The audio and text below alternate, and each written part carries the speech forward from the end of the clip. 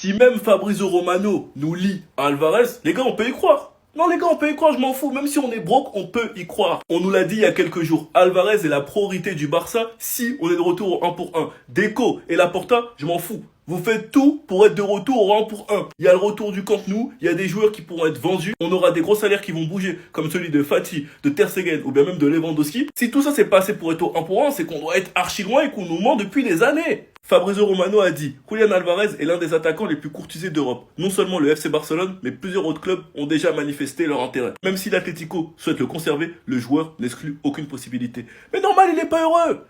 Il est pas heureux, il perd du temps, il gagne pas de titre à l'Atlético. C'est un des joueurs qui peut être l'un des meilleurs à son poste. Donnez-lui juste un bon club, du temps de jeu, de la confiance et de la responsabilité, et vous allez voir. Et pour moi, il y a que deux endroits où il irait parfaitement bien. C'est au Barça ou au Paris Saint-Germain. Ils ont beaucoup d'attaquants, donc j'espère qu'ils vont nous laisser tranquilles. Mais on peut pas passer à côté d'Alvarez. Pour moi, sincèrement, il pourrait métamorphoser cette équipe et nous rendre encore plus compétitifs. Sinon, vous les gars, vous en pensez quoi? Ramenez-vous sur la patience en nuit. Putain, les Barcelonais, on est trop dégoûtés. Il y a Dro qui part au PSG.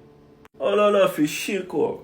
J'avais trop d'espoir en lui. Qu'est-ce qu'on en a à foutre quand l'un des meilleurs 10 du monde cette saison, l'un des 10 les plus décisifs, dis-moi si ton 10 il a 10 buts, 10 passes D. Dis-moi ça d'abord. Bah il va prolonger parce qu'il est en train de péter cette saison. Breaking. Réunion, Barça termine pour une prolongation de contrat. Conscient de son énorme potentiel et de l'intérêt de nombreux clubs, le Barça souhaite verrouiller son talent. Les premières discussions ont eu lieu hier entre Deco et son agent pour faire avancer le dossier. Oh non, les Barcelonais, on est trop dégoûtés, il nous manque Dro.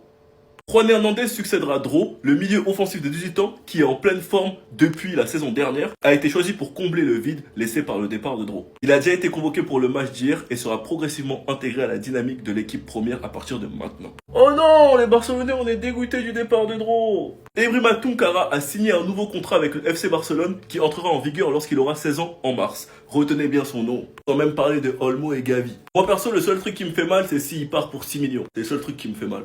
Attendez, on a eu le droit à quelques infos. Alors pour commencer avec une excellente nouvelle, Breaking, Barcelone travaille à la prolongation du contrat de Fermin compte tenu de ses performances exceptionnelles. Une réunion a bien eu lieu hier entre Deco et l'agent du joueur afin de faire avancer le processus de renouvellement de contrat. Dites-vous qu'en octobre 2024, le Barça l'avait déjà prolongé jusqu'en 2029 avec une clause à 500 millions si je dis pas de bêtises. Mais au vu de la dimension qu'il a pris entre temps et des statistiques juste exceptionnelles au vu de la saison dernière, car faut savoir que cette saison en 24 matchs il a déjà battu son record, forcément le Barça veut le prolonger avec une augmentation de salaire et bien évidemment une clause à 1 milliard d'euros. Barcelone refuse d'accélérer le retour de Gavi malgré la blessure de Pedri et respecte le programme médical afin d'assurer sa pleine forme pour la phase cruciale de la saison. Encore heureux, j'ai envie de vous dire. Gavi, c'est vrai qu'il nous manque énormément et qu'on est tous pressés de le revoir sur le terrain, car c'est sûr qu'un joueur comme lui, rien qu'avec son caractère, ne ferait énormément de bien. Il faut vraiment prendre zéro risque et attendre qu'il soit rétabli à 100%. Au passage, concernant le récapitulatif des blessures, Gavi devrait être de retour dans 1 mois et demi, Pedri dans 1 mois, Christensen absent 3 mois et demi et Ferran Torres une semaine. Et pour finir, comme j'en avais déjà parlé hier, officiel, le talentueux Ibrahima Tunkara a signé un contrat professionnel avec le FC Barcelone. Le contrat prendra effet lorsque le joueur aura 16 ans. Ibrahima Tunkara, considéré comme l'une des plus grosses pépites de la Masia. Pour les personnes qui ne le connaissent pas, j'ai fait une vidéo sur lui hier. Et croyez-moi, ce petit, faut vraiment retenir son nom parce que vraiment c'est un crack. Bref, en tout cas, n'hésitez pas à me donner vos avis dans les commentaires, histoire de savoir ce que vous en pensez. Et moi, je lirai tout ça.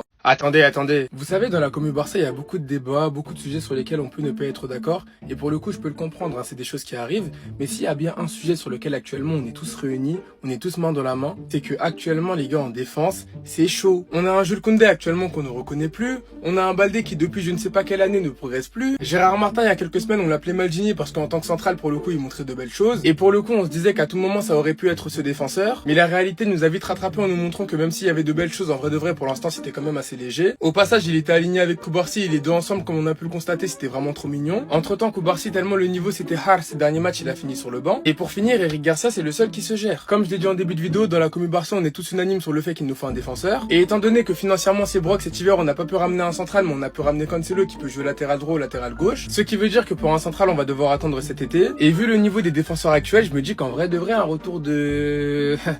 Ah les gars, non, commencez pas à m'agresser les gars, commencez pas à m'agresser. La question elle se pose. C'est vrai qu'il nous a déjà trahi 3 fois et pour le coup ça fait mal, tout comme vous je vais jamais oublier, mais la situation actuelle fait que tellement c'est chaud, faut faire avec les moyens du bord. Et dans les moyens du bord on a Araujo. Donc sur ça moi je vais arrêter la vidéo, n'hésitez pas à me donner vos avis dans les commentaires, histoire de savoir ce que vous en pensez, et moi je lirai tout ça. Attendez, 2 en 1.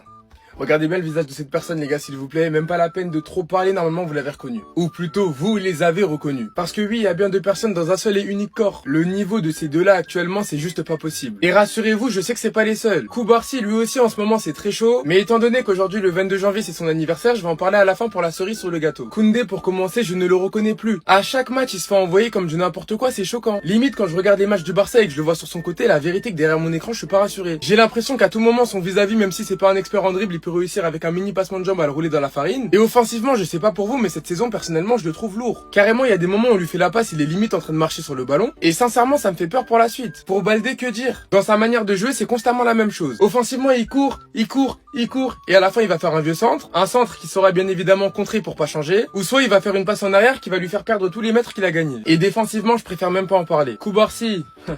Tout d'abord, bon anniversaire. 19 ans aujourd'hui et vraiment je te souhaite le meilleur. Et pour parler du terrain, lui aussi c'est inquiétant. Lors des derniers matchs, il a fait pas mal d'erreurs qui m'ont vraiment étonné venant de sa part. Des pertes de balles à des endroits où il doit pas la perdre, des dégagements dans l'axe. Et pour le coup, lors du Classico, je me rappelle que quand on prend le but du 2-2 sur le corner, c'est lui au départ qui relance dans l'axe. Contre la D2 en Coupe du Roi, pour ceux qui s'en rappellent, c'est lui aussi au départ qui avait relancé dans l'axe à la fin du match. Et c'est notamment pour ça qu'à la fin, Joan Garcia, il fait un arrêt de fou. Et sur les attaquants, malheureusement, il est devenu trop tendre. Bien évidemment, je sais qu'il est jeune et que normalement, jamais de la vie, il doit être titulaire indiscutable dans cette défense au Barça. Mais étant donné qu'il est sur le terrain, on est obligé de juger ses performances. Le seul actuellement qui se gère en défense centrale, c'est Eric Garcia. C'est le seul pour moi. Pour finir, tout ce que j'ai à dire, c'est que concernant Koundé et Baldé, attention, parce que Cancelo, je pense que très rapidement, il va réussir à prendre la place de l'un d'eux. Et pour la charnière, je sens qu'à tout moment, Araujo va reprendre sa place. C'est soit il reprend sa place aux côtés d'Eric Garcia, ou peut-être, même si je ne pense pas, Flick essayera de remettre Koundé dans l'axe. Bref, en tout cas, défensivement, c'est chaud. Attendez. Le communiqué du club concernant l'absence de Pedri est tombé, et pour le coup, je trouve qu'on s'en sort plutôt pas mal. Officiel, les examens effectués ce matin ont confirmé que Pedri, joueur de l'équipe première, souffre d'une blessure aux ischio-jambiers de la jambe droite, contractée hier lors du match contre le Slavia Prague. Le délai de rétablissement est estimé à 1 mois. Honnêtement, en connaissant ses antécédents de blessures, etc., je m'attendais à pire. Et concernant les matchs qu'il va rater, du coup, il n'y en aura que 6. Et je trouve que personnellement, c'est des matchs plutôt abordables. Real Oviedo, Copenhague, Elche, Albacete, Majorque et Gérone. Normalement, étant donné qu'on est le FC Barcelone, même sans Pedri pour affronter ces 6 équipes, le Barça se doit de faire le travail. Le seul match en vrai parmi les 6 qui me gêne un peu, c'est Copenhague, car on sait que du coup, on n'aura ni Pedri ni De Jong. Car malheureusement pour nous, hier, Frenkie De Jong a pris un carton jaune, donc il sera suspendu contre Copenhague. Au milieu de terrain, on aura seulement Olmo, Casado, Bernal et Fermin, sans oublier également Eric Garcia qui peut dépanner, mais je pense que ça va le faire. Hormis ça, pendant l'absence de Pedri, j'espère qu'on aura un grand Frenkie de Jong, car lors des derniers matchs et notamment hier, il a vraiment été bon, et j'espère que pendant l'absence de Pedri, le patron au milieu de terrain, ça sera lui. Maintenant, pour la personne qui l'accompagnera, on verra bien si ça sera Casado ou Marc Bernal, en espérant que les deux profiteront pleinement de ces minutes pour montrer à Flick qu'il peut compter sur eux. Bref, en tout cas, n'hésitez pas à me donner vos avis dans les commentaires, histoire de savoir ce que vous en pensez, et moi je lirai tout ça. Je remonte dans le train. Voilà les gars, malheureusement je remonte dans le train. Ronald Araujo. Vous ne rêvez pas, c'est pas une IA. Je suis contraint de remonter dans le train. Parce que je me suis rappelé d'un truc. On est broke as fuck. On n'a pas d'argent. On va recruter personne en janvier. Et au club, il n'y a aucun défenseur qui possède ces caractéristiques. Ne serait-ce que la moitié. On n'a que des défenseurs frêles, bons à la relance mais pas assez agressifs. Ronald Araujo constitue à l'heure actuelle le seul défenseur capable de potentiellement nous faire tous souffler défensivement. Et mon pressing, il est éternel. Il s'arrêtera pas parce que je compte sur lui. Mais à la moindre erreur, je recommence tout. Je suis un enfoiré. Et il n'est pas lié au fait que je ne l'apprécie pas. Plus que ça n'a rien à voir.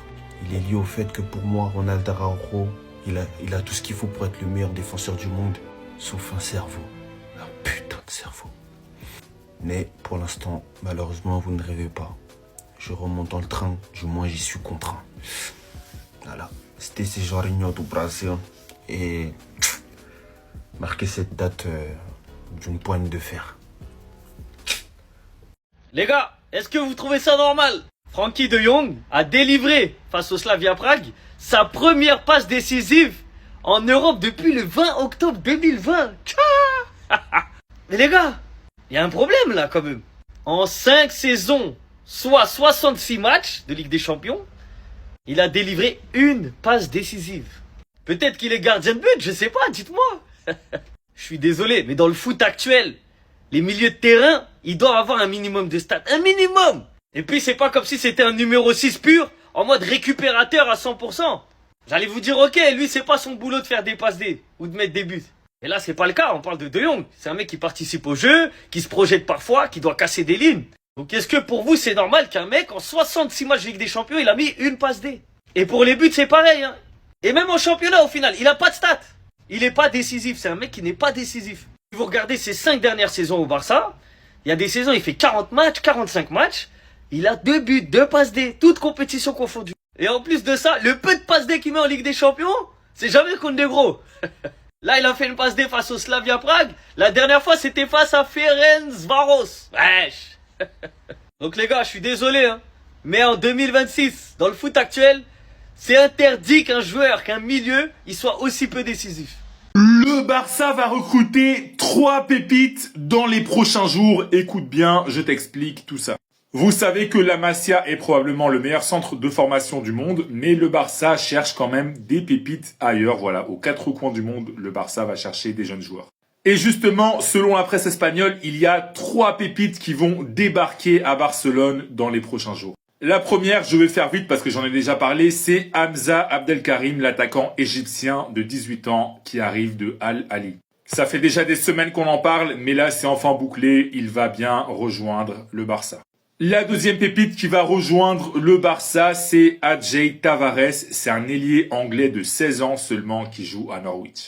Je vous mets la source pour Abdelkarim et pour Tavares, c'est le journal Mundo Deportivo. Et la troisième pépite que va recruter le Barça, c'est Joensley Onstein. Alors la prononciation elle est sûrement pas bonne, mais c'est un défenseur néerlandais de 18 ans qui joue en Belgique à Genk. Il viendra notamment remplacer Andrés Cuenca au sein de l'équipe B du Barça. Je vous mets la source, cette fois, c'est le journal Marca. Et c'est vraiment un des défenseurs centraux les plus prometteurs d'Europe. Alors évidemment, j'ai pas précisé, mais ce sont des joueurs qui vont d'abord jouer avec l'équipe B du Barça avant d'éventuellement monter chez les A peut-être l'année prochaine ou peut-être dans 2 ans. Donc voilà, c'est quand même intéressant de voir que le Barça continue ses investissements dans la post-formation de joueurs. Parce que c'est vrai que la Masia est un centre de formation très productif, mais il y a certains profils qui ne sont pas trouvables à la Masia, donc le Barça va les chercher ailleurs. Et justement, si t'es fan du Barça, ou même si t'es pas fan du Barça d'ailleurs, est-ce que tu penses que la Masia est le meilleur centre de formation du monde? Moi, je pense que oui, mais bon, t'as peut-être un avis différent. Dis-moi en commentaire, et si tu veux être au courant de toute l'actu du Barça, je t'invite à t'abonner. Hansi Flick a demandé à la direction du Barça de lui recruter un très gros joueur d'ici la fin du mercato hivernal. On va voir ça tout de suite. Pour l'instant, le Barça a fait venir un seul joueur pendant ce mercato. C'est quand même une bonne recrue selon moi, Joao Cancelo. Et Hansi Flick, il en veut encore plus. Selon la presse catalane, il a demandé à Deco et à la direction du Barça de façon générale de lui ramener un très gros joueur. Ce joueur, c'est Bernardo Silva. Voilà, vous le connaissez tous, pas la peine de faire les présentations. Hansi Flick, il veut Bernardo Silva au Barça. D'ailleurs, j'avais déjà fait une vidéo l'été dernier, si je dis pas de bêtises. Et en tout cas, Hansi Flick, il est vraiment fan du joueur.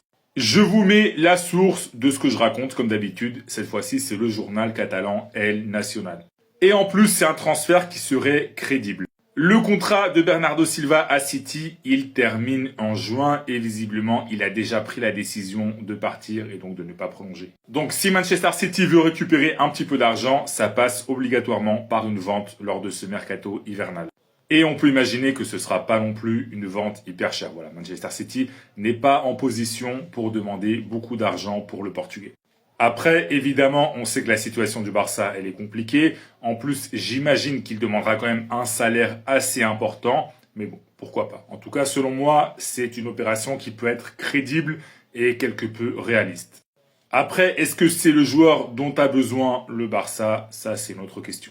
En tout cas, si toi t'es fan du Barça, dis-moi en commentaire, est-ce que tu valides Bernardo Silva pour le Barça? Est-ce que tu penses que Hansi Flick a raison de vouloir le Portugais au Barça? Oui ou non? Dis-moi tout en commentaire. Et si tu veux être au courant de toute l'actu du club catalan, comme d'habitude, je t'invite à t'abonner.